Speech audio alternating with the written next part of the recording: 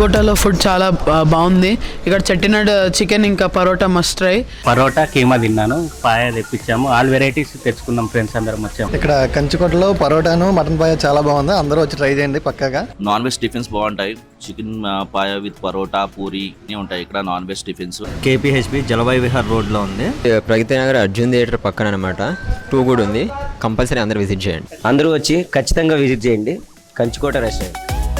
ఇలాంటి మరిన్ని వీడియోస్ కోసం మహావిందు ఛానల్ని సబ్స్క్రైబ్ చేయండి, లైక్ చేయండి.